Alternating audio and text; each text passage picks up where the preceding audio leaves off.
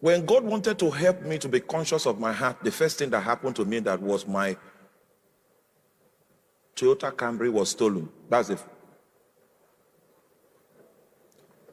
There are strange things that God, in Lagos, in Surulere, there are strange things that God will allow into your life because he wants you to awake in your heart. He said, so you allowed them, they stole the Camry. And before they stole the Camry, I had a dream. 3 days before they stole the Camry. And I saw that they stole the Camry. Then a preacher, one of our fathers, came to me in that dream and said, don't look for it. So I told my wife, this is a dream I had. 3 days later, they stole our Camry. My wife started trying to communicate with all the police. I said, hey, you know what? I believe my dream. Go and sit down. Hey, no, we have to. Then I had risen a little in the oil industry, and I could buy a car with my monthly salary. I could buy a car. I will still have a lot of more money left for us to survive. And then the great one now came to me and said, you will not buy a car. Start using the yellow buses of Lagos to work. So I said, okay, maybe for 6 months or it was for 7 years. Yes. There was no name they did not give me in the office. That I was a Jew. I hop on it. Now I was trying to find out.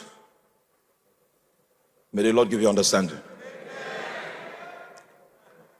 I was trying to find out, okay, I'm here. That was when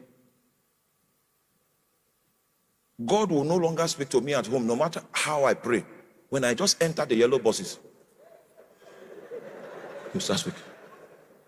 He'll start speaking.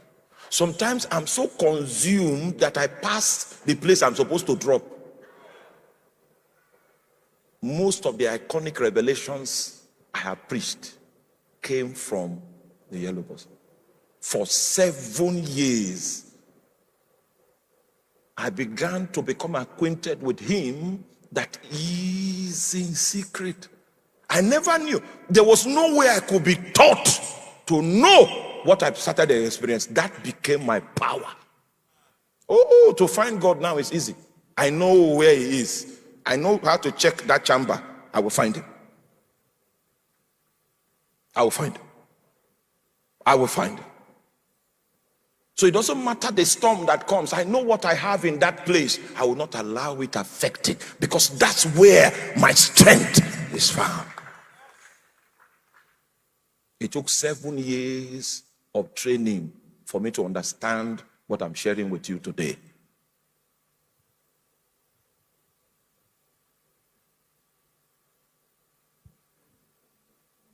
I hop on the buses. First of all, the reason why he chose the yellow buses was that your status in society is a blindfold.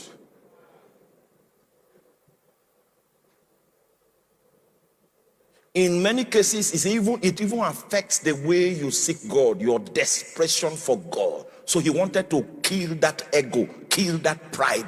A proud man can never track the movements of God in the secret. So he said, go into the buses.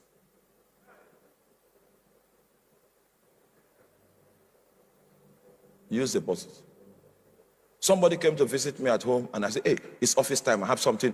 So the person escorted me. Then I hopped on the you know, I was in Surulere, so you need to hop on keke. They'll take you to. Then, so I hopped on one keke. The person was ashamed for me. But I was enjoying. At that time, I'd already started enjoying the process. And I knew what God was teaching me. He taught me for 7 years. That's when I stopped being a hypocrite. Trying to pray without your heart. Speaking in tongues without listening. And prayer becomes a monologue instead of a dialogue. That's when I began to maximize access to God.